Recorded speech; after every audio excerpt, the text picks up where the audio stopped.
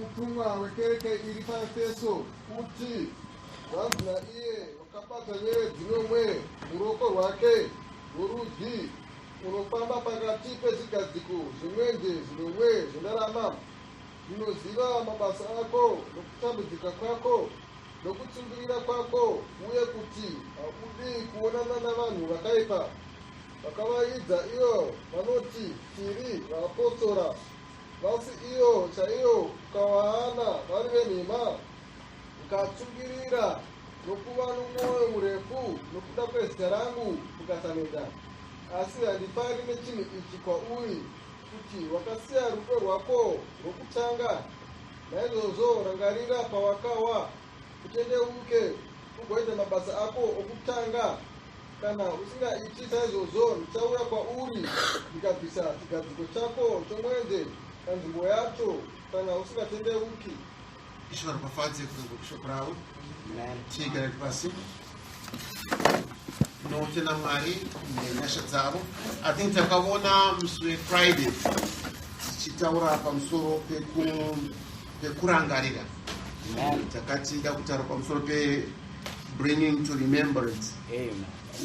Kuchosha pfungwa yedu, upenyu hwedu, mwoyo yedu, mweya yedu kukurangarira. Amen.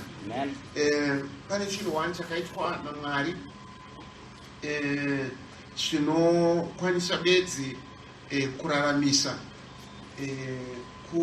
kurangarira. Amen.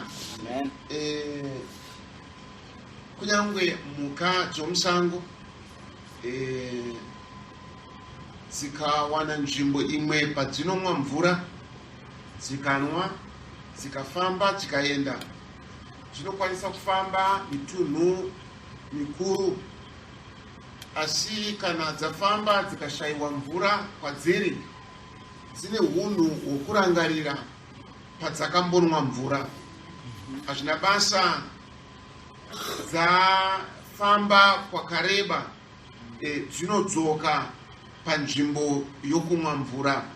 Izvozvo paupenyu. David unotaura pamusoro penondo yaanoti senondo inotakwairira hova dzemvura. Ndozvinoita mweya wangu unotakwairira imi Mwari. Kuti nondo itakwairire inenge yarangarira, yakuvara, asi inoda kuti irarame, zvinoda mvura. Saka inorangarira, haingomanya kungoti ndakungoenda chero pandasangana nemvura, asi kuti ine hunhu mairi hwokurangarira kuti pakati pane mvura, ndikaenda ipapo ndinorarama. Saka pano tinoudzwa neshoko raMwari kuti Efeso inorayirwa kunzi rangarira pawakawa. Amen. Takapedzisira kuona nebva tapfuurira mberi stanga nhasi pamusoro peIsrael. Israel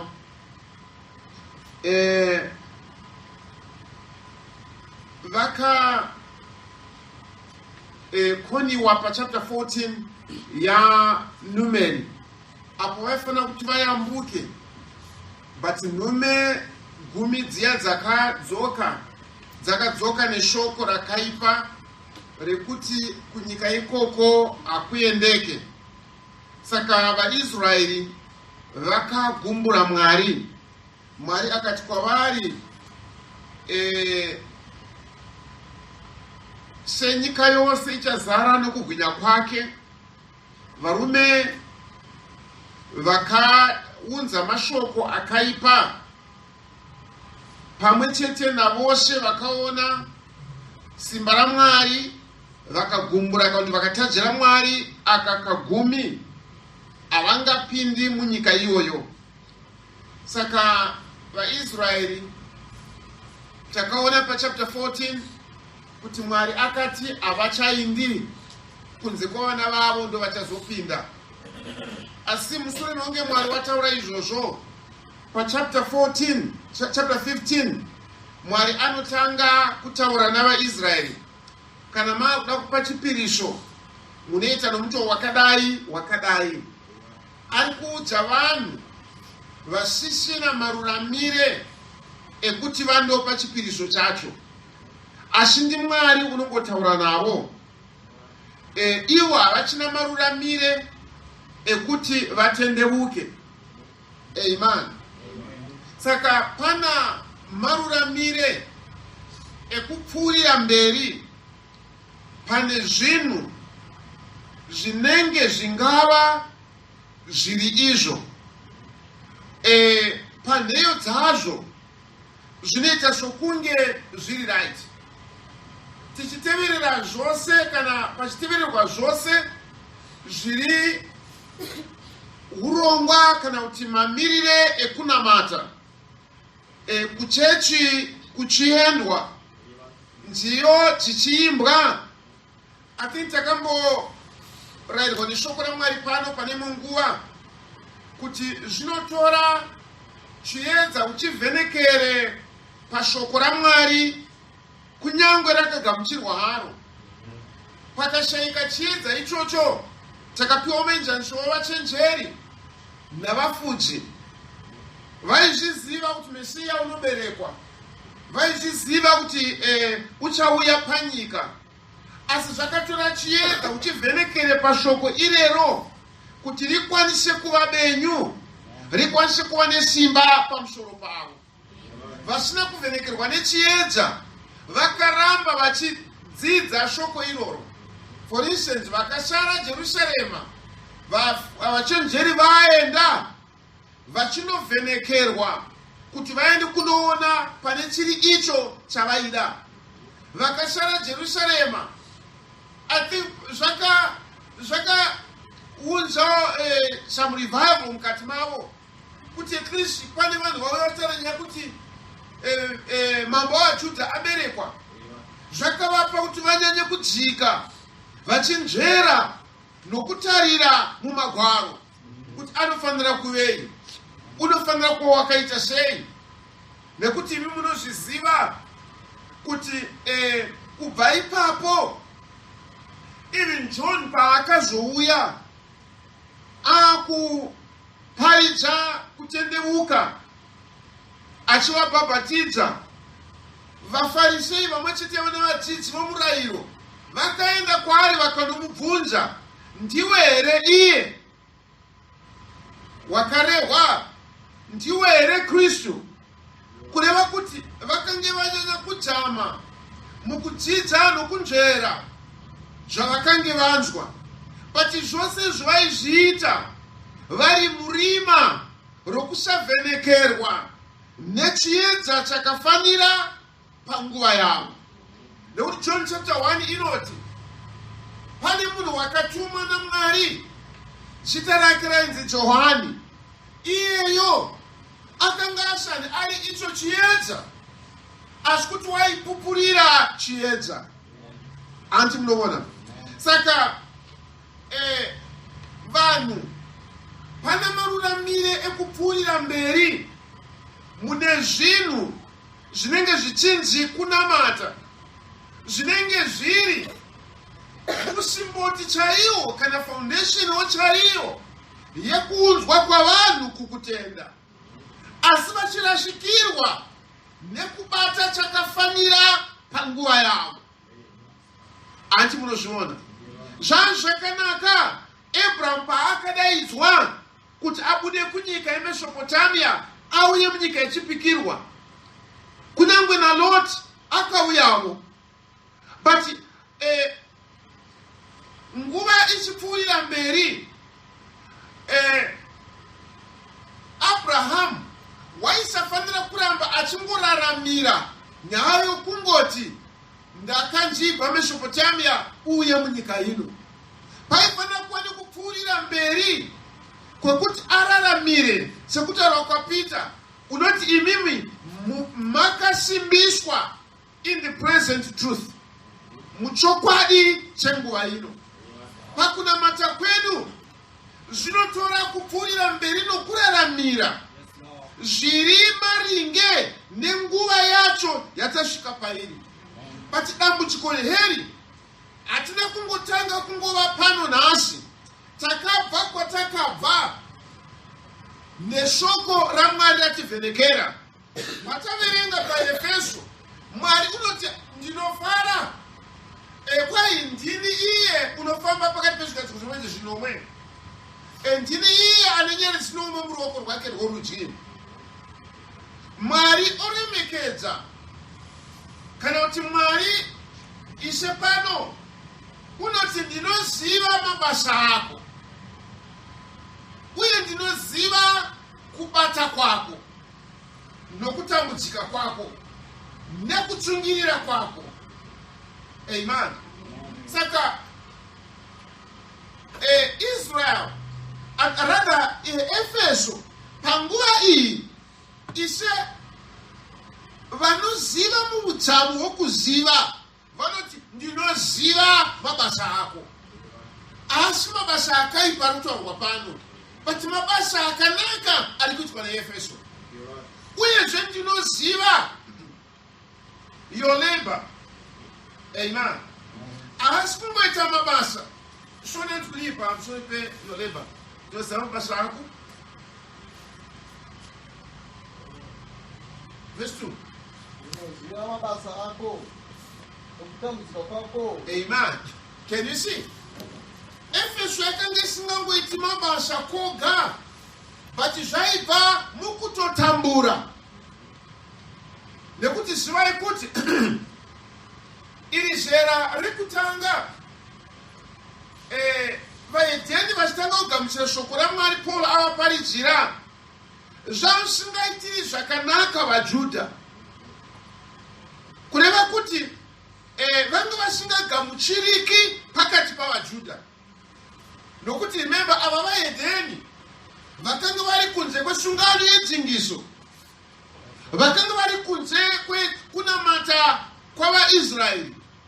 Saka vaakuuya havana kuuya nokugamuchirwa nekupembererwa navaJudha. Kudakara pano vari kunzi wakavaidza ivo vanozvitira vaapostora ukaona vari venhema. Ndavanani vaapostora ava vaida kutora simba kukereke yechihedheni vanofanira kunge vari vaapostora vaibva kurudzi rwavaJudha, vaiti tisu tinoziva nyaya yakunamata, tisu takatanga nenyaya iyi. Ishe vanoti ndinoziva kutambudzika kwako uye ndinoziva kutsungirira kwako. Amen. Now, after zvese izvozvo zvakanaka zvataurwa kuti wakaidza vaapostora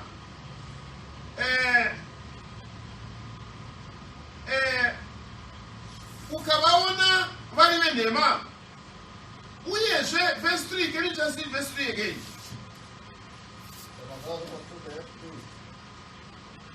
Ukatsungirira nokuva nomwoyo murefu nokuda kwezita rangu ukasaneta. Amen. Saka kereke yange shandiri kereke isina zvayakanga ichiita. Vaiva vanhu vakanga vachiita zvavaiita nekuda kweshoko raMwari. Saka iwe wakatsungirira, iwe hauna kuneta, wakaramba wakabatira pazita rangu. Asi sevanozoreva vachiti paverse 5 verse 4, asi kunyange zvakadaro ndine chimwe chinhu chandisingafari pamusoro pako, wakasiya rudo rwako rwokutanga. Now, saka yoita sei kereke yeEfeso inonzirangarira pawakawa. Amen. Ati ndo patakange tasvika kuti Israel vakaramba kuenda kunyika yechipikirwa, kureva kuti vakarashikirwa nesungano yakanga yaitwa naMwari naAbraham naIsaac naJacob. Mwari akati hamuchapindi, asi Mwari akapfuurira mberi achivaudza zvine chekuita nekunamata.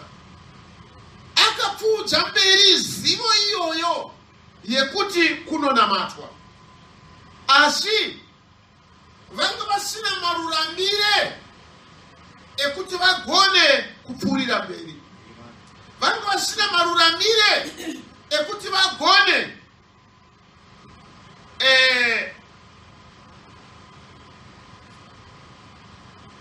kukwanirisa Mwari zvaakanga vadanira.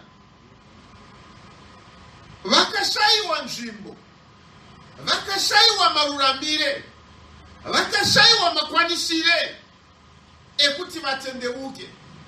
Ndozvakaita Esau, kwai akashaya nzvimbo yokutendeuka.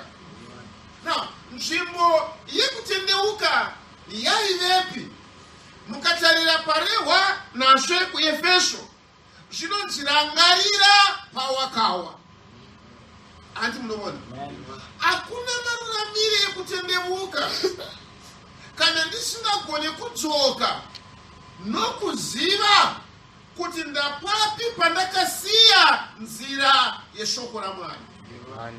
Ndinokwanisa kuzoda kutsvaka kutendeuka pamusoro pezvandazoita mumashure mekunge ndasiya shoko raMwari. Anti munozviona? Azvishandi.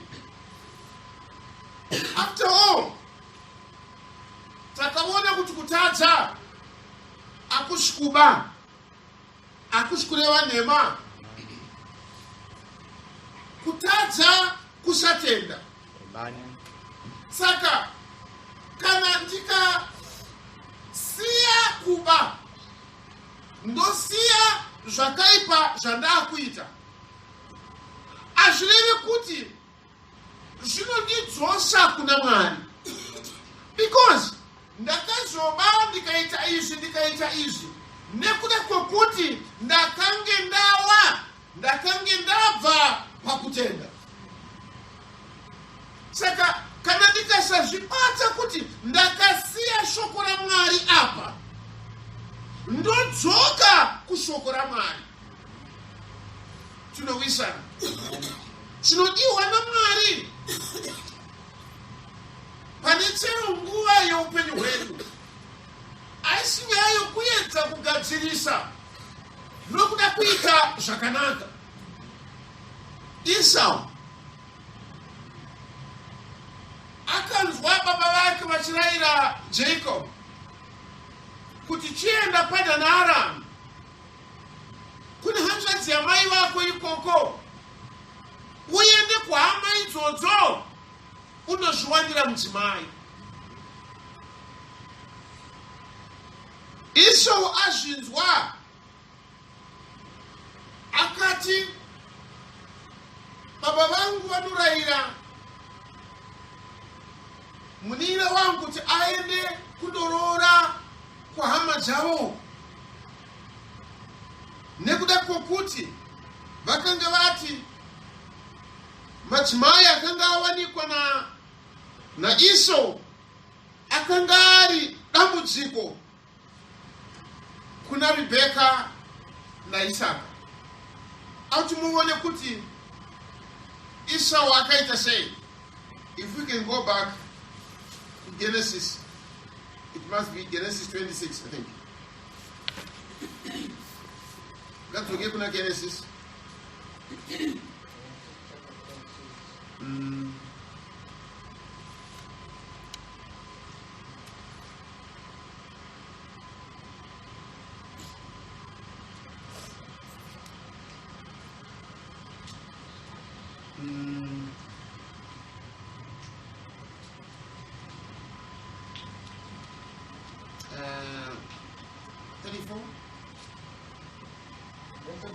Verse 34. Esau wakati asvika makore 40 akaona Juditi mukunda waBheeri muHeti naBhasemati mukunda waEroni muHeti, ivavo vakarwadza mwoyo waIsaka naRebeka. Amen. Now, no madzimai aEsau akavawana kubva kuvanhu venyika iyoyo, but ava vaviri vakatambudza Isaka naRebheka nekuda kwounhu hwamararamire avo, zvaive tsika yechinamato chavo. Hazvina kupfuudza mberi donzvo rakanga rina Isaka naRebheka panyaya yokuva musungano naMwari. Let's go to 27.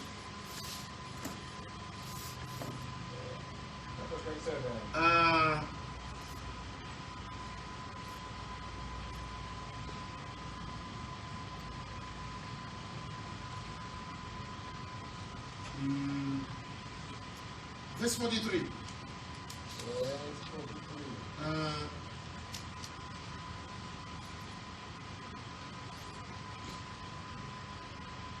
Okay. Saka zvino mwana wangu teerera ibvi rangu, simuka utiziye Harani kuna Rabhani hanzvadzi yangu, undogara kwaari mazuva mashomanene, kusvikira shungu dzomukoma wako dzanyarara, kusvikira kutsamwa kwomukoma wako kwanyarara kwauri, kana akanganwa izvo zvawamuitira. Ipapo ndichatuma munhu kuzomutora ikoko, ndichatorerwa seko musi mumwe imi mose muri vaviri. Rebheka akati kuna Isaka, ndanetswa noupenyu hwangu nokuda kwavakunda vaHeti. Kana Jakobho akawanawo mukadzi kuvakunda vaHeti vakaita saivava kuvakunda venyika ino, upenyu hwangu hungandibatsirei? Amen. Now, Jacob aropafadzwa, anonzi mukoma wako wachamwa, saka chimbobva pano enda kunyika yepana naHarani. Kana hasha dzemukoma wako dzadzikama, ndichatuma munhu andokudana. Odzokorazve mashoko aanoreva pamusoro paEsau kuti vakunda vaHeti ava vatambudza uyezve vanetsa mweya wake. Saka Jacob akaroora futi kurudyi rworwu. Rebheka ati upenyu hwangu huchazovei. Ndizvo riri. Na saka izvozvi zvese zviri munzeve dzaEsau. Ari kunzwa zvese zvikutaurwa kuna Jacob. Asi ngatizive chinhu ichi, kuti Esau kuti arashike padonzvo rezviri kunamatwa kwaMwari nekupfuurira mberi musungano yaMwari, zvakakonzereswa nekuti akatengesa udangu. Towisana, hazvina kumbopinda mumurangariro waEsau kuti kutengesa kwaakaita udangwe ndo dambudziko rake. Jacob akaropafadzwa, akadzoka kuna baba vake Esau akati, ko imi hamuna kumudeedza here kumukamupa zita rekuti Jakobho, zvinoreva munyengeri? Iko zvino kake chipiri wanditorera maropafadzo angu, akambonditorera udangwe. Anti munoona? Saka kwaari haasi kuona kuti ndiye wakakoniwa, haasi kuti ndakatengesa udangwe, ari kuti uyu ndiye akanditorera.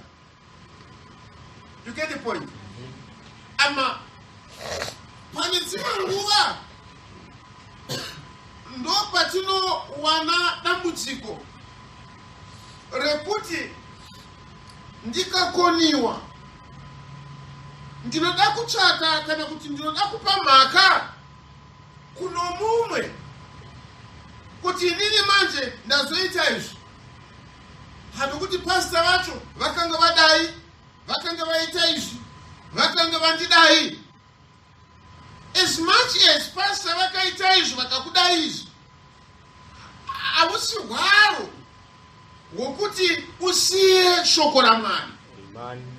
Towisana, hazvinei zvandaitirwa nechero mutendi, chero ani, hazvisi chikonzero chekuti ndirege kunamata. Hazvine zvawaitirwa nemurume wako nemudzimai wako nemwana wako kana nababa vako.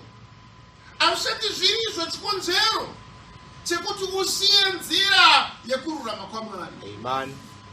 Saka Esau haasi kuziva, haadzokeri pakutarira kuona kukoniwa kwake.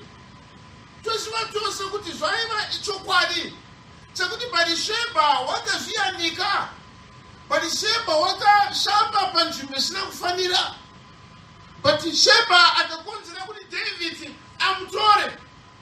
But Psalm 51 David hataure nyaya yekuti Bharishebha unotara pamusoro pekutadza kwake iye. Tinowisana. Pane zvakawanda zvingatikonzerese kana zvingakanganisa upenyu hwedu. Amen. Asi ngatizivei kuti isu irresponsibility yedu, ibasa redu rekuti tichengetedze upenyu hwedu mukururama neshoko raMwari. Hazvinei chimiro chatikomberedza. Amen. Hazvinei mhosho yauya nenzira yedu. Dai Mwari vakatibatsira. Saka Esau aone kukanganisa kwake. Because haasi kuona kukanganisa kwake, hazvigoni kuti atendeuke zviri right. Saka Bible in short inoti akashayiwa nzvimbo yokutendeuka. Kunyangwe akaitsvaka nemisodzi. Can you see that? Akatsvaka chokutanga atorerwa maropafadzo, akafunga moyo make akati ndakumirira mazuva mashoma asara. Baba vakangofa, Jacob uyu ndopedzerana naye. Andi munoona anokuedza kuti adzoke panzvimbo yake. Udangwe hwatorwa naJacob. Saka kuti awane udangwe hwake panzvimbo yawo, anofanira kubvisa iyeyo atora udangwe. Saka aida kumuuraya. Kana amuuraya, osara ari iye dangwe. But andiyo nzira yekudzorera chaakanga arasikirwa nacho. Amen. Saka nguva chakawanda munhu anoda kutsvaka kutendeuka nenzira isiri iyo. Amen. Saka ukashayiwa nzvimbo, ukashayiwa nzira, ukashayiwa maruramire ekutendeuka, zvinozoita saEsau pano. Kwai akashayiwa nzvimbo yokutendeuka. Chokutanga akati ndouraya Jakobho kuti ndidzorere udangwe hwangu, ndichipfuurira mberi neupenyu ndiri dangwe. Chechitatu akazoona nyaya kuti vabereki vake vaitambudzwa navakadzi vake 2 ava vaakanga aroora vakunda vavaHeti. Saka mai vake nababa vake vakati kuna Jakobho, enda Padhani Arani. Ndizvodi? Right. Esau akaitei nenyaya iyi? Ane pachapter 28.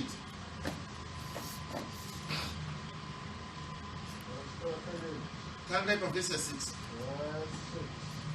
Zvino Esau wakaona kuti Isaka wakanga ari papadza Jakobho, akati aende Padhani Arami kuti azwanireko mukadzi iyeyo, kuti pakuropafadza kwake akamurayira achiti usawa nomukadzi kuvakunda veKenani. Uyezve Jakobho wakateerera baba vake namai vake akaenda Padhani Arami. Esau akaona kuti vakunda veKenani havana kufadza Isaka baba vake. Esau akaenda kuna Ismaeri akawedzera kuvakadzi vake vaakanga anavo Maharati, mukunda waIsmaeri, mwanakomana waAbhurahama, hanzvadzi yaNebhayoti, kuti ave mukadzi wake. Can you see? Chokutanga udangwe watorwa naJacob abva apiwa maropafadzo. Esau anoti kuti nyaya yangu idzoke panzvimbo yayo, ndoda kuuraya Jacob nekuti ndiye ane udangwe. But handiyo nzira yaikwanisa kuti adzorere udangwe hwake. Chechipiri, baba vake vanetswa navakadzi vake. Baba vake namai vake vanoti Jacob enda pana naArani undoroora ikoko. Iye kuti aruramise nyaya yevakadzi vake avasiriwo aakaroora. Bhaibheri riri kuti akaenda kuna Ishmaeri akawedzera pavakadzi vake mukunda waIshmaeri. Ishmaeri ndiani? Ishmaeri mwana waAbrahamu waakabereka naHagari nekuda kwekusadudzirwa kwezvokwadi yeshoko raMwari. Apo Sara akati handikwanise kuva nemwana, chitora Hagari uve nomwana. Saka Ishmaeri aiva shoko rakadudzirwa nenzira isiriyo. Wakanga ari kurashika. But now Esau anaenda ikoko ondowedzera paproblem yaaiva nayo. Chaaida Esau aida kuti zvinhu zvinake, but maitiro acho ese haanakisi zvinhu. Kana upenyu hukakanganisika, kana iwe ukavhiringwa, kana iwe zvinhu zvikasafamba musha, I don't care ndiani wakonzeresa, ndi pastor, madhikoni, ndi ichechi, vanhu vatendi, whoever apindira akakutsika kwanzi mukunamata kwako, nyaya haigadzirisike nekubva pashoko raMwari. Amen. You get the point? Satani akakurwisa iwe nehosha, azvigadzirisike nekubva pashoko raMwari wondotsvaka kupedza hosha nenzira iri kunze kweshoko raMwari. Kana iwe zvinhu zvikakuipira, azvireve kuti unosiya shoko wondogadzirisa nemutoo usiri shoko raMwari. Ndo chikonzero Esau akashayiwa nzvimbo yekutendeuka. Hatitendeuke nenzira yakadaro, hatiruramisi zvinhu nenzira yakadaro. Ndodambudziko rakaitwa neIsraeri. Mozisi avaudza kuti chimirai pano. Ivo vakati hunonoka, taakutendeuka, taona kuti takakanganisa, saka taakuenda seMwari zvaakataura. Mwari haana kuti ivo ndivo vanotungamira, akavapa Mozisi. You get the point? Mozisi ndiye aivatungamirira. Areka yaJehovha ndiyo yaiva chapupu chakuti ari pakati pavo. But vakaenda vakasiya Mozisi kumusasa, vakasiya areka kumusasa, vakati taakuita zvakanzi naMwari tiite. Mwari haana kumoti endai, akati tungamirirwai muende. You get the point? After all, pfungwa yekuti tinoda kutuma vashori kuti vanoona kuti nyika yacho ndiyo here yakanga isiri pfungwa yaMwari. Ipfungwa yavakafunga ivo vega kuti mukati nyika yacho iriko here.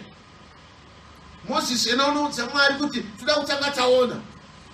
Mozisi akandoudza Mwari, Mwari akati no problem, zvakanaka, torai varume 12 vaende vanosvore nyika vadzoke vakuudzei.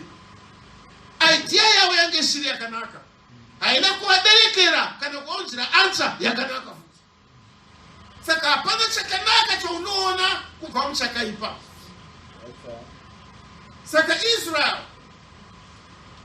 vakada kuenda vasina shongwe, vasina areka, vasina Mozisi, vakaparadzwa vose.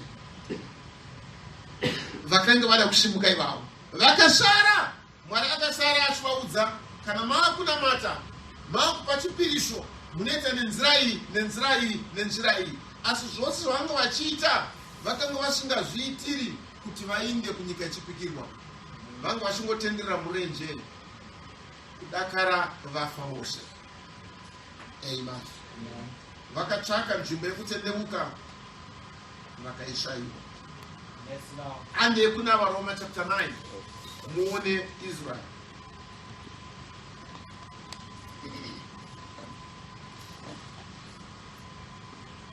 Varoma chapter 9, can you start from verse 1?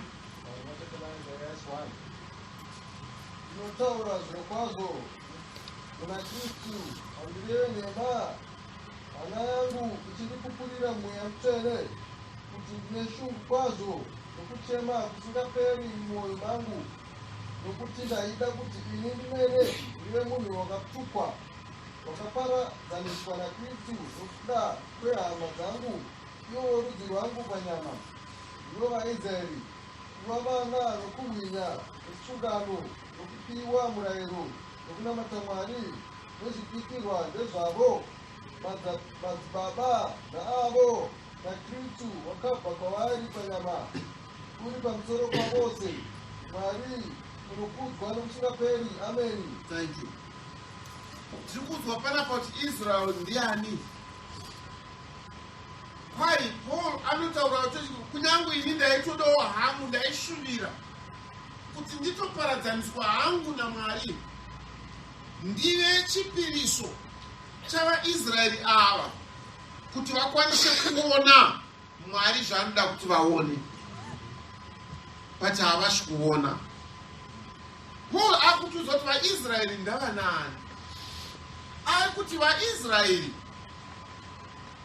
kwavari ndo vakapiwa sungano, vaIsraeri ndo vakapiwa oda yemutemberi kuti kunonamatwa sei.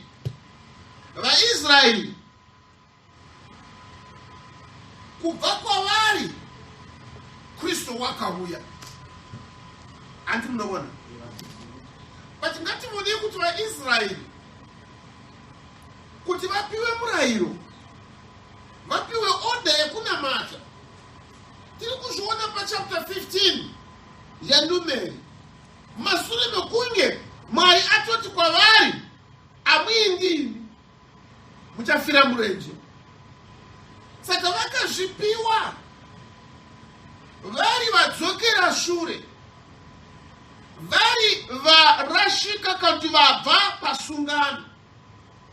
Saka whatever hama chingaitwa impact paupenyu hwako, wadzokera shure usisararamiri, wabva pashoko raMwari, hakuna chachinokubatsira, hachine chinhu kwauri. Sekera paEfeso ishe vachiti rangarira pawakawa. Hatisi kuti uyu airenegedi uri munhu asinganamati, aiwa ndinoziva mabasa ako, ndinoziva kutsungirira kwako, ndinoziva kuti iwewe hautenderani nevanhu vanosvidza vaapostora vaive nhema, ndozviziva kuti kana uchishanda haungoshandi koga, asi kuti unotambura pakushanda kwacho, asi wakasiya chapama wavo. Can you see? Kana wakasiya foundation, kuna vanovaka, ukatanga kuvaka, wasiya foundation, wundovakira padini, hazvinei ungavaka zvakatwasuka sei, hazvinei ungavaka zviri smart sei, hazvinei ungaite zvinoyemurika sei, kana zvisiri panheyo, warashika. Imba inowa. Anti munozviona. Saka rangarira pawakawa yeEfeso, uite mabasa iwawo okutanga, then kuramba vaapostora venhema kochiuya hako, kushanda kwako kochiuya hako, kutsungirira kwako kochiuya hako, kutambudzika kwako kochiuya hako, nekuti wadzoka panheyo chapama vanhu. Amen. Saka vaIsraeri, Paul anoti, ndivo vakapiwa oda yekunamata, ndo vakapiwa sungano. Amen. Ati Mwari achititendera patakataura pamusoro pesungano, Mwari achiti handiite nemi sungano yandakaita paHorebu namadzibaba enyu, ndakuita nemi sungano itsva. Amen. Muchaona kuti sungano yapaHorebu we found out kuti ndeye murayiro. Mwari haite continue nomurayiro nekuti murayiro kwai wakaunzwa nokuda kwekusatenda. Saka God cannot continue the covenant iyi kunze kweyapamavamwe. Andi munoona. Amen. Saka Israel vatadza kuona shoko raMwari, vatadza kuona chakadiwa naMwari pamusoro pavo. Mwari otanga kuvaudza achivaudza, rangarirai ndochikonzero kunyange Mozisi paakadzaka nomurayiro wacho aifanira kufukidza chiso chake nokuti vaitadza kutarisa kubwinya kwaiva pana Mozisi. Vakange vawa kubva pakutenda. Amen. Saka pano Paul ari kuti vaIsraeri avo ndo vakapiwa murayiro avo, ndo vakapiwa kunamata kwomutemberi avo, uye Kristu akabva kwavari. But vapiwa izvozvo zvose havana kuzviona nenzira iri chaiyo nekuti vakanga varashika pasungano yapamavamwe. Saka vakazoitei? Ngatione panopera chapter 9 yacho.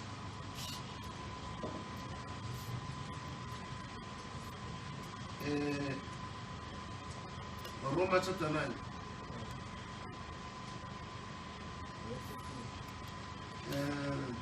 Verse 30. Ino chatiko chati vaedheni vasina kutaka kururama, ndivo vakawana kururama, iko kururama kukutenda. Asi vaIsraeri vakati vachitaka murayiro wokururama havana kusvika pamurayiro iwowo. Neiko? Nekuti havana kutsvaka nekutenda, asi zvinenge namabasa avo vakagumburwa nehwe inogumbusa, sezvo zvakanyorwa zvichinzi, tarira, inoisa paZioni iwe rokugumbusa, midombo rokupingamidza, kunotenda kwaari hanganyadziswi. Saka vaIsraeri vaya vakanzi kwavari ndokwakapiwa kunamata kwomutemberi, kwavari ndokwakapiwa murayiro, kwavari ndokwakapiwa zvose zvinonongedzera. Even sungano yakapiwa kuvaIsraeri. Asi zvinoti chati kudiko pamusoro pavaHedheni. Amen. Vakanga vasingateveri kururama uku. Asi Israeli vaitsvaka kururama nenzira yomurayiro, havana kubata chainongedzerwa nomurayiro kwaiva kururama kwacho. Sei vasina kukwanisa kuzvibata? Remember, vakazozviudzwa vawa vapasungano iri yapamavamwe, vasiya shoko raMwari, vanzi naMwari amupindi munyika yechipikirwa. Ndopavakatanga kupiwa kururama, kandi pavakatanga kupiwa nzira yamanamatiro kuti vagamuchirike. But hazvichina maruramire kuti vagamuchire kururama ikoko, nekuti vari kukupiwa vawa nechekare. Tinowisana. You know, it's like munhu kana akafa,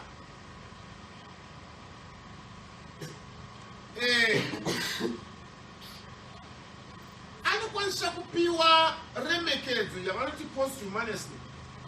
Anopiwa remekedzo atofa ava muguva.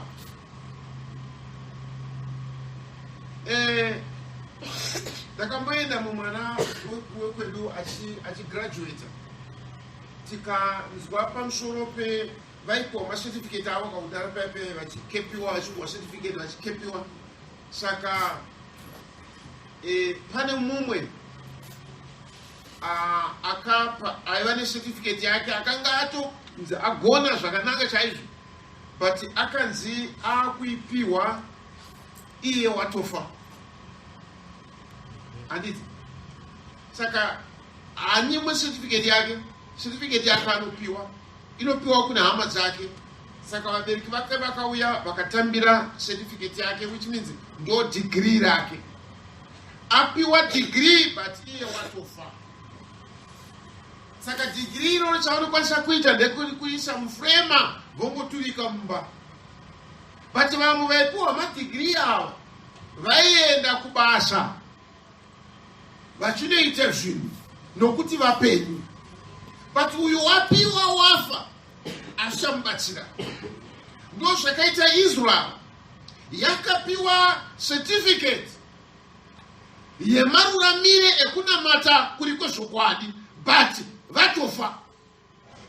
Saka Paul ari kuti pano vakatsvaka kururama kwairehwa nedegree ravakanga vapuwa but vakatadza kukubata nekuti zvinobatwa nekutenda. Ivo varasvika kubva pakutenda. Havachina maruramire ekuti vashandise kunyangwe chakanaka chavakanga vapuwa. Anti munoona degree iro richipiwa posthumously kudaro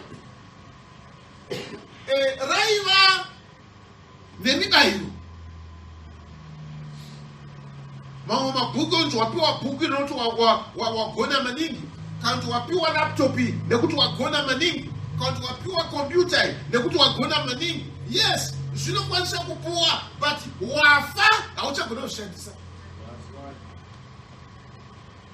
Saka kuuya kuna Mwari kutendeuka nenzira isati iri maruramire ekutendeuka zvinoita sokunge uri kuda kushandisa, uda kuti uwane zvinowanikwa nekutendeuka, but kana pasina nzvimbo yacho yekutendeuka namaruramire ekutendeuka, hapana maruramire kudzoka kuna Mwari.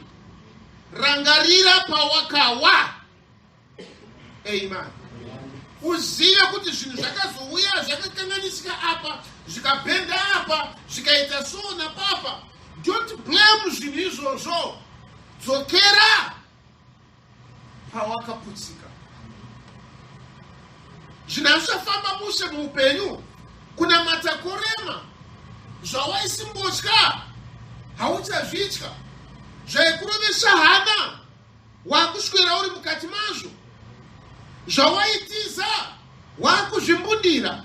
Nyaya iripo haise kuti zvinhu izvo zvashanduka zvingori muchimiro chapamavambo, asi iwe wabva panzvimbo yokururama. Saka rangarira pawakawa. Amen. Ndizvodini? Kana tikakoniwa kudzoka ipapo, hapana maruramire ekuti tifambe nokugamuchirika zvakafanira pamberi paMwari. Rangarira pawakawa. Amen. Now, nhasi tiri kurarama muzuva remharidzo inofanira kutiendesa kukubvutwa. Amen. Shuviro netariro yatinayo pazuva ranhasi haisi yekuti atsvaka nokupedzera shungu, simba nekunamata. Pane zvinhu zvinongopfuura. Abrahamu yakasvika nguva hama yekuti wakararamira nyika inouya, akararamira kutsvaka guta rine nheyo. Asabatikane nezvinhu zvinongova zvinopfuura. Amen. Ndochikonzero paakaona kuti waakundosvika pakufa, kwai akatora zvipo akapa kuvana vavarongo vake. Toziva muupenyu hwake vane mudzimai wake Sara, pozoita anonzi maconcubines aya varongo vaisanganisira Hagari naKetura. Sara paakafa, Abraham achizorora Ketura. Yes, zvangu zviri pamurayiro kuti akwanisa hake kurora Ketura, but Ketura haana kutora nzvimbo yomudzimai waAbraham. Sezvizvi mambo Ahasuerus paakadaidza mambokadzi Vashti kuti vauye avaratidze kumakurukota aakanga adaidza. Mambokadzi Vashti vakaramba. Ahasuerasi akarayirwa navapi vamazano vaministers ake kuti nyaya inokwanisa kungoitika ndeyekuti mambokadzi Vashti vabviswe pakuva vahosi, mumwe atore nzvimbo yavo. Mambo Ahasuerasi akanga asina mudzimai 1 Vashti, but Vashti ndiye akanga ari mambokadzi, ndiye akanga ari queen. Saka havana kungotora mumwe mukadzi pavakadzi vaAhasuerasi kuti ngaauye atore nzvimbo yamambokadzi, nekuti paakauya haana kuuya achiroorwa namambo Ahasuerasi samambokadzi, akauya somurongo aate paposition iyoyo. Saka kwakatsvakwa mumwe kuti ave ndiye vahosi. Towisana. Pakatsvakwa vasikana vakawanda vaiva vakanaka mudunhu iroro, vese vakauya kuzogadzirirwa, kupiwa mafuta, kupiwa maherbs, kupiwa nguo, kupiwa zvese zvinoita kuti vafadze mambo vakwanise kuva vahosi. Saka Bhaibheri rinoti vaiunzwa kuna mambo 1 by 1. Ndizvodi? Uyu 10 years kana yasvika ouya na mukanoverenga bhuku iyoyo ya Esther, munoona kuti Esther pane nguva yaakazodaidzwa kuti auyewo. Saka vese vakadaidzwa vasikana vaya vachiunzwa mupalasi vasina kusarudzwa kuti vave vahosi. Hazvireva kuti vakadzokera kumisha yavo, vese vakava madzimai amambo Ahasuerasi, asi vasiri vahosi. You get the point? Saka Abraham paakanga aona kuti wakura achiri mupenyu, akabvisa zvose zvakangonamatira papromise iri mavambo. Vana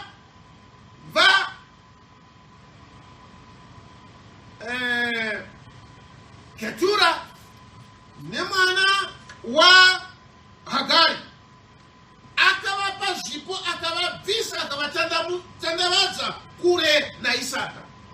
Zvose zvaiva nhaka yake zvikapiwa kuna Isaka. Inosvike nguva hama mukudanwa nokunamata, apo tinobviswa pamufungo wokungobatikana nezvinhu zvinopfuura, nezvinhu zvakangouyawo kuti zvingobetseredza kupfuurira mberi kweupenyu. Ketura akauya kuti angopfuudzawo mberi, kubatsiridzawo kungoti upenyu huraramo.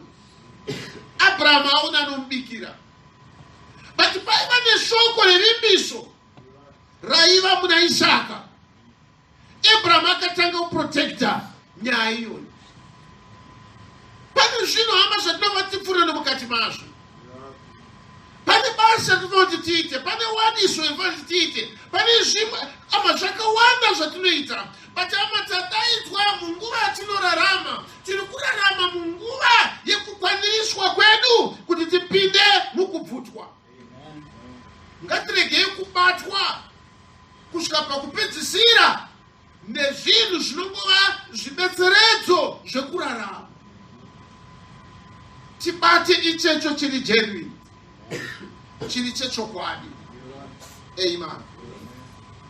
Israel vakatadza kubata ichecho, vakatadza kujekerwa nechikonzero chokudanwa kwavo.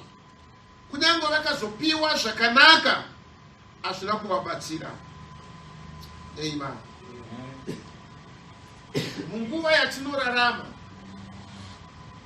tikurarama munguva yakararama naAbrahamu, apo vatumwa vakauya kwaari ari pamukova wetende zuva rechipisa, vachisimbisa nyaya yokuberekwa kwemwanakomana wechipikirwa. Ndiyo nguva yatikurarama hama. Takatumirwa nhume kuti tipengenuke pakutenda kwedu, titarisire kuuya kwa Kristu Jesu mukubvutwa. Amen. Nemhaka iyoyo tinofanira kuva vanhu vanofanira kuziva chikonzero chekuuya kweshumiro yatakagamuchira. Abraham akazviona, akati kuna vatatu vakange vauya, akanangana nomumwe chete wavo, akati regai ndikugadzire chokudya, shamidze tsoka dzenyu, nekuti ndozvamawira kumuranda wenyu. Shoko raMwari rakatumwa kwatiri seinzwi rinodana kwatiri, inzwi renhume yechinomwe, rakananga hama, rine chikonzero hama chekuti tigadzirirwe kuti tipinde mukubvutwa. Hatina kungovuya takadaidzwa, hatina kungodaidzwa nemheremhere, takadaidzwa ne certain sound, neshoko rakananga rekuti tigadzirirwe kuuya kwa Kristu Jesu.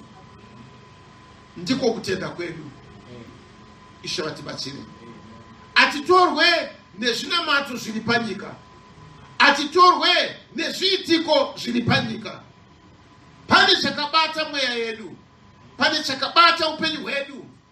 Imharicho yatakagamuchira inofanira kunatsa mweya yedu nekururamisa makwara edu kuti zvakarehwa neshoko raMwari zvikwaniriswe.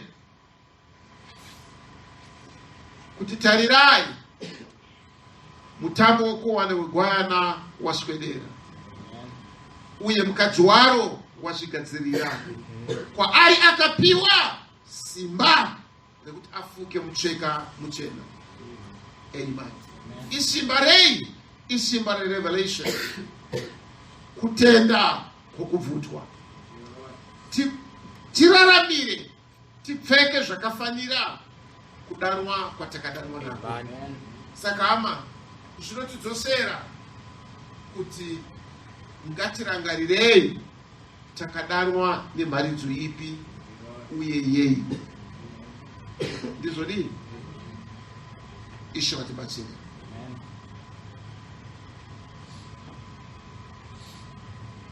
Nokuti Israel vatadza kubata, vakapofumadzwa, vakasakwanisa kuona chavaifanira kuona. Amen.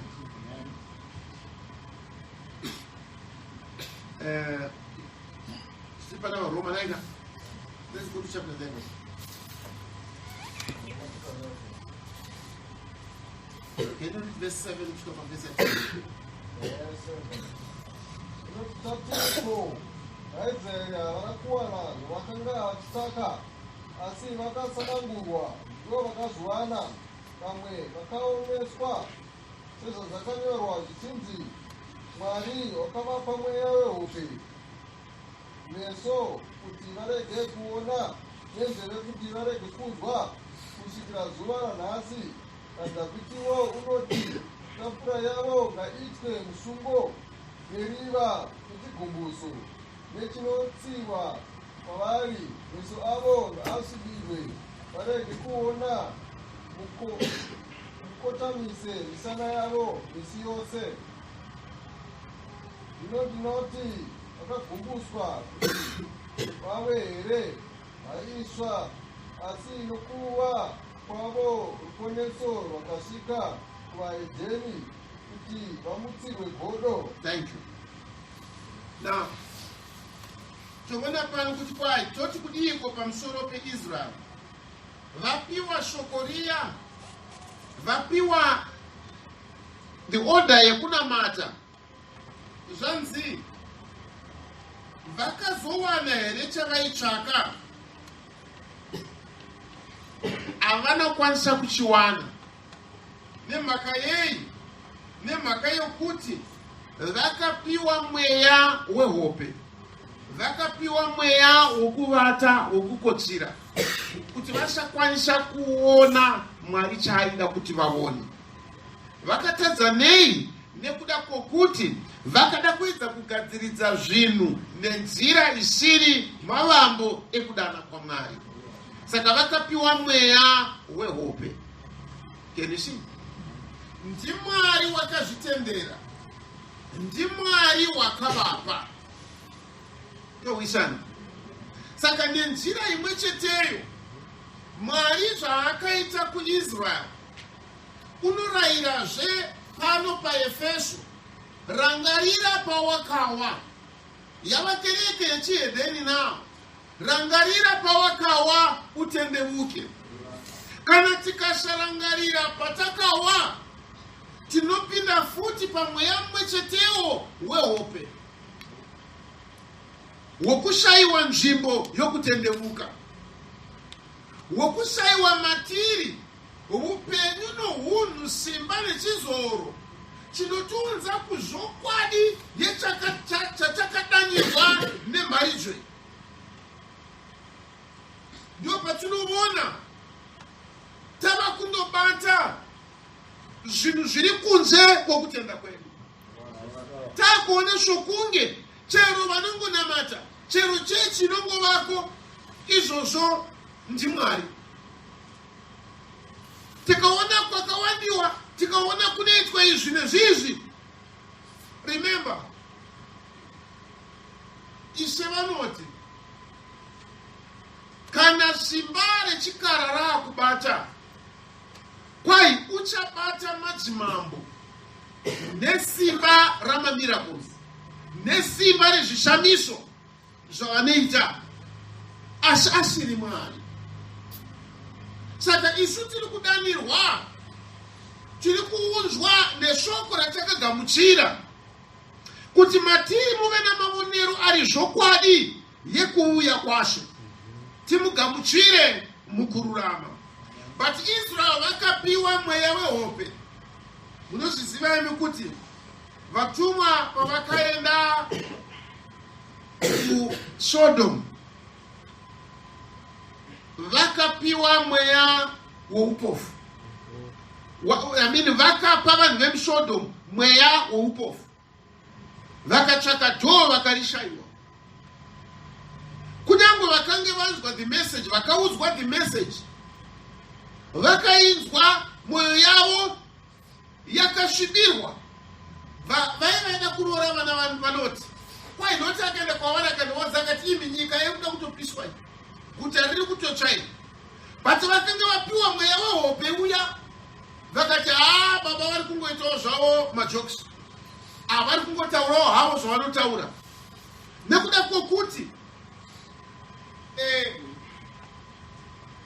shoko redzikinuro rakange risani riro rine simba muupenyu hwavo. Vatumwa sezuva ranhasi, Mwari wakatuma vanhu vakaunza pasi rino shumiro yaOral Roberts, shumiro ya Billy Graham, vakauya shuwa nazvino shumiro dzavo dziri kupfuurira mberi, but hadziunze chiedza chinoendesa vanhu kukubvutwa. But mharidzo yeinzwa mutumwa wechinomwe inotiunza kuzvokwadi yekubata nekuita kwaMwari. Ishe vatibatsire. Saka what is our message nhasi? Message yedu ndeyekuti rangarira pawakawa. Amen. Rangarira. Amen. Now maybe tikaverenga vaEfeso chapter 5. Atinzivamisi mashoma shara tumupedzisa. VaEfeso chapter 5 verse 13 kusvika pa 17. Asi zvinhu zvose kana zvarayirwa zvinoratidzwa nechiedza, nokuti zvose zvinoratidzwa chava chiedza. Saka iye unoti muka iwe ubete, muka kuvakafa, Kristu uchakuvhenekera. naizvozvo chenjerei kwazvo pakufamba kwenyu kuti murege kufamba savasina kuchenjera asi savakachenjera. Mungwarire nguva yenyu nokuti mazuva akaipa.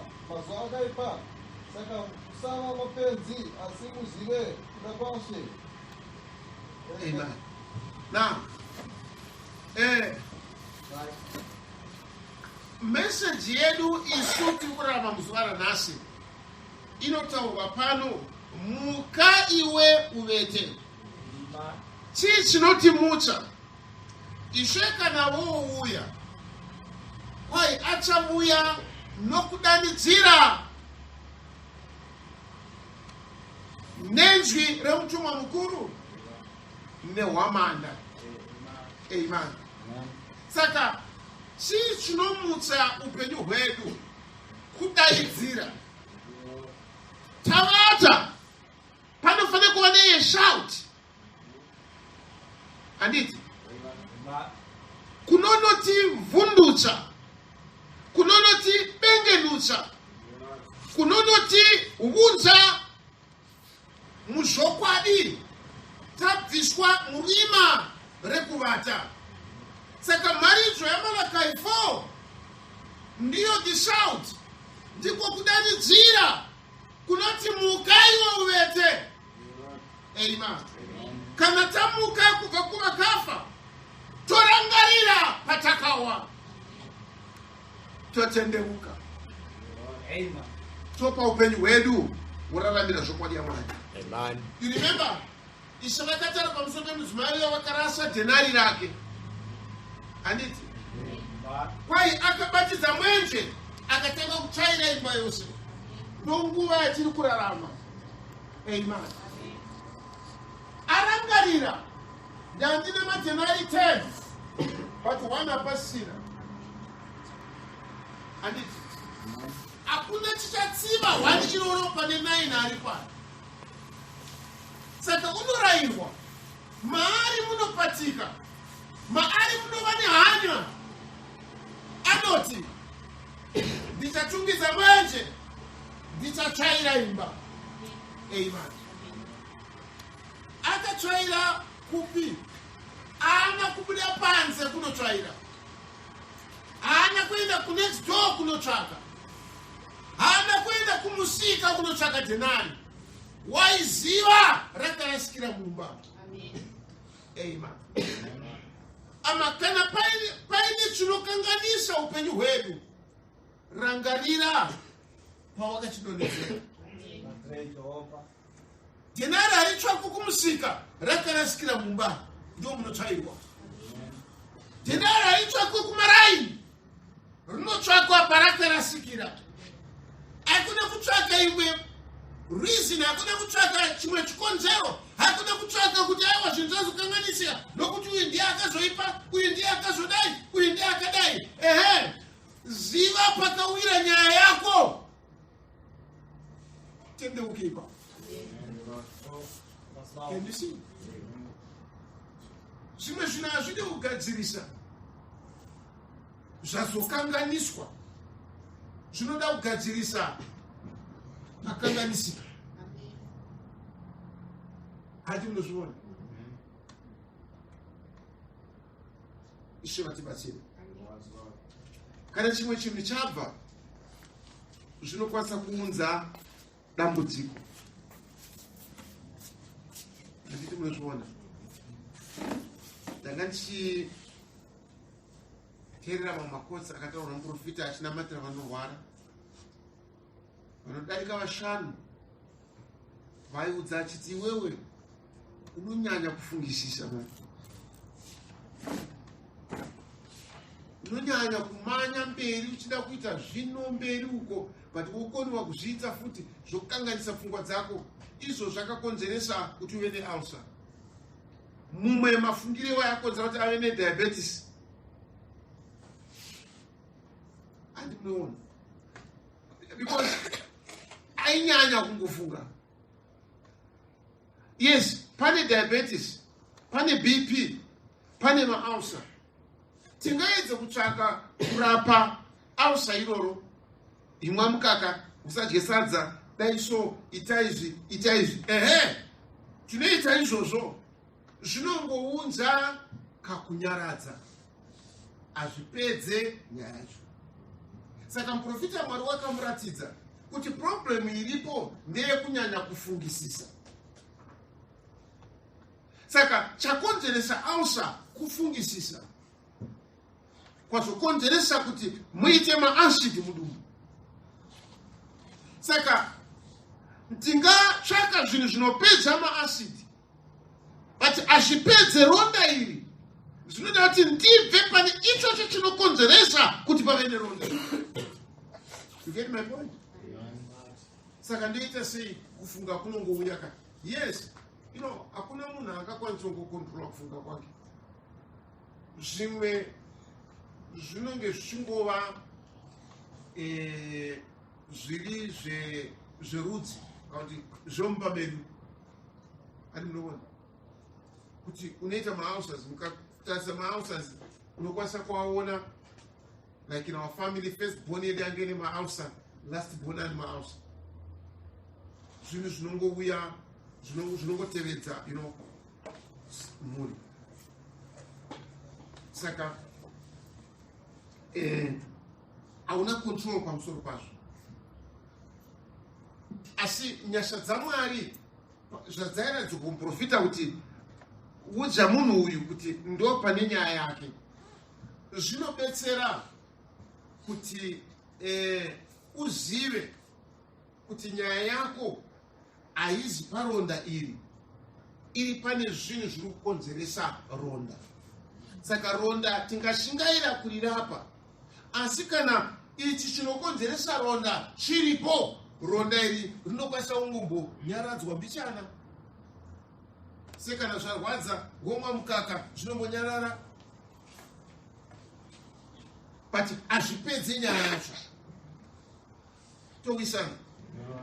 Zvinhu zvose zviri upenyu ama zvinongowo nenzira imwe chete inounza upenyu. Andi munoona Ishe achiuya muEden akasvikoona vanhu vakafuka mashizha, akaona vanhu vasiri panzvimbo yavo. Ishe akati chiiko chaitika? Haana kutanga aenda kunogadzira manguo dzekufukidza Adamu naEvha. Akatanga kutsvaka chii chakonzeresa. Zvatangisa sei zvinhu izvi? Madya here muchero wamakarambidzwa pamuti wekuziva zvakanaka nezvakaipa. Adamu ndopakati hamukadzi kuti nyaya igadzirike. Mwari akaenda kumudzimai akamubvunza, chii chawaita? Mudzimai akati, aiwa, inyoka. Mwari haana discussion yaita nenyoka. Nyoka yapinda mudiazo achibva atuka nyoka, uchafamba nedumbu. Can you see?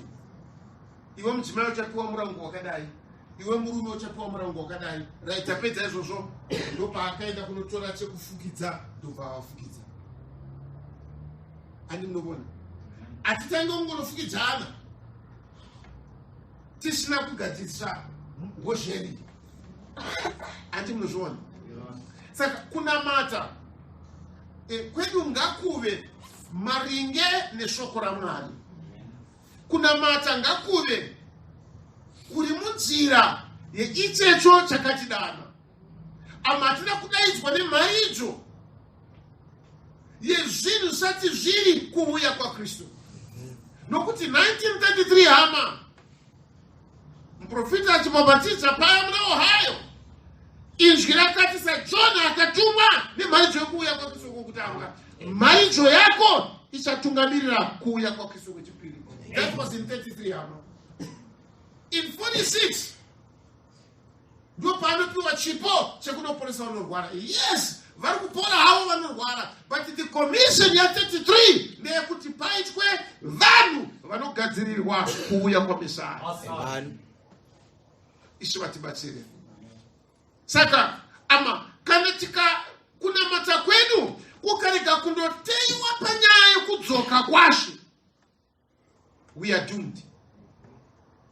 kana tikandobatirira panyaya yekungopodzwa, nyaya yekungoropafadzwa, nyaya yekungoitirwa, ama as much as hama tinoda kupora, handirambi kutofana kuti tipore, handirambi kutofana kuti tiropafadzwe, handirambi kutofana kuti tive nezvakawanda zvoupenyu huno, asi donzvo rekunamata kwedu harisi iroro. Zvibatiso izvi zvotingopfuurira mberi. Pane chatakadanirwa. Kana kunamata kwedu ukarega kutendeuka kuchidzokera pane irwo rorudo rwokutanga sapaEfeso, hama tingarambe vapostora venhema, tingave nekutsungirira, tingava nekushanda namabasa akanaka, but tiri kuvakira padivi azviunze kwatiri chatakadanirwa. Ngatinamatei, ngatiuyei kukururama kuri zvokwadi yaMwari. Ishe vatibatsire. Rangarira pawakawa. Yes, Lord. Amen. Maybe in 5 minutes time, ndikaendingo verenga zvakarekwa pane muprofita munemharidzo Isaiah was with Moses. Mungauya here mwandibatsire tingoti kurumbidzei. Pedza nyaya yatakamboverenga, I think takamupaverenga musi wechishanu. But to you who believe, to you who know, to you that's got something in you, that's calling to the deep. If all the deep you have got has been satisfied, then stay where you are. But for me and my house, for me there is something more than what he's seen. There is a land beyond the river. Somewhere. There is still a deep calling to the deep. I cannot just be satisfied with theology. I cannot be satisfied with a good church. I cannot be satisfied with a good campaign. I cannot be satisfied with a little healing service. There's something beyond that that's calling. So just let them alone. Go on through. Don't argue with them. But we are passing to another land. They wasn't ordained to go with you. They won't walk with you. How can two walk unless they be agreed? But to those who love God, to those who were called of God, they said, God give us this church. That's right. God said, I'll give Esau this mountain. Don't touch them. But I've got something different for you. Crossover. Amen. Yes, Lord. All these church campaigns that are happening, God has given them.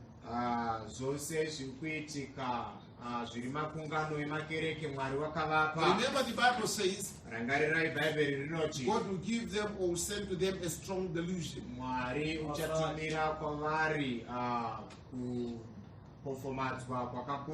Amen. So that they can believe a lie and be damned for themselves. Amen. That's right. That's my desire, brethren, to see my church cross over into another land. A desire to move over to the other side.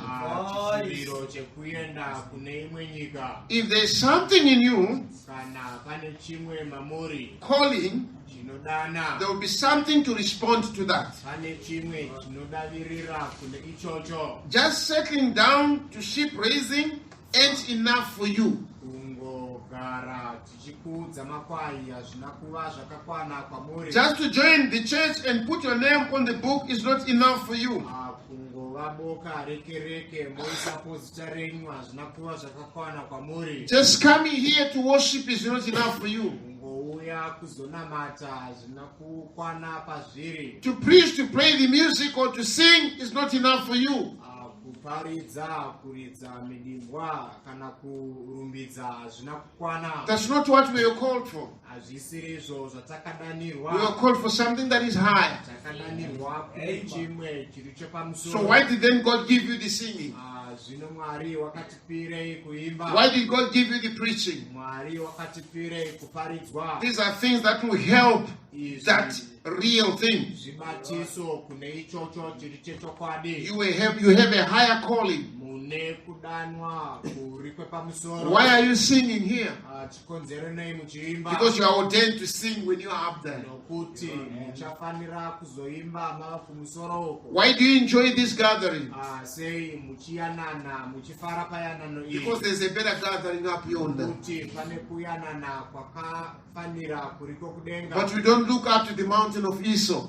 Asi atitarisiri kugomo ra Esau. It was given him by God. Akapiwa iye na Mwari. It's not for us. Arisi redu. There's something higher for us. Kune chimwe chapamusoro. Blessed be the name of the Lord. Zita rashe ngarikudzwe. Amen. Just to join the church and put your name on the book is not enough for you.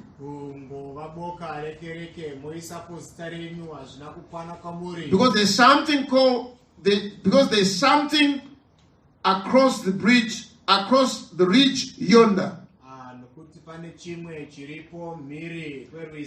All across Jordan. Until you fall into the arms of God. Yonder. A deep calling to a deep. Joshua knew this commission was tremendous. Did you notice that? When Joshua started to cross Jordan, how Joshua remembered this commission. Let this book of the law, my word, let not this book, the law, my word, depart out of your mouth. In other words, Joshua, I don't care what the tribe says. What other clergy says. Stay with this word. For then thou shalt make thy ways prosperous. No matter how many big things they do, how many little things they do, how many organizations they make, stay with the word. Joshua. Stay with this word. This word. This word shall not depart out of your mouth. Let me read it again. Only be strong and very courageous, that thou may observe to do according to all that which Moses my servant has commanded thee. Turn not from it from the right hand or to the left. If the word says do a certain thing, do it. I don't care what the organization says. Do it anyhow. That's the Joshua that God is waiting for. Turn not 1 inch, 1 iota musatsaukira chidimbu Stay right with the word. asi rambirai mushoko. Or you think you are prospering when you are building big churches? Munofunga muri kuitirwa zvakanaka muchivaka makereke mahombe, Getting 10,000 added to your denomination? muchiwana zviuru zvichiwedzerwa kusangano renyu. That's not prosperity. Ikoko hakusi kubudirira. That don't take you one step closer to the promise. Izvozvo hazvikuswededzei tsoka imwe pamberi pevimbiso. What we need Zvatinoda is more of God, umwari hwakawanzwa, more of the Holy Ghost. kuwanda kwemweya mutsvene. Blessed be the name of the Lord. Zita raShe ngarikudzwe. Amen. Amen. Pane zvatingaita hama kukangamwa chatakadanirwa. Kana takasiya ichecho ngatidzokei pachiri. Sei mwoyo yedu yatonhora, sei mwoyo yedu yakunanamira zvinhu zvirizvo, sei takubatikana nezvinhu zvisati zviri zvokwadi yaMwari. Takabva panzvimbo. Ngatirangarirei patakabva. Iso haana kuda kurangarira chakakanganisika. Akada kuedza kunama-nama nekuvhara-vhara nekugadzirisa-gadzirisa. Hatidaro pakunamata kwedu Mwari. Ngatidzokei pane ichocho chapamakambo. Tingasimukei.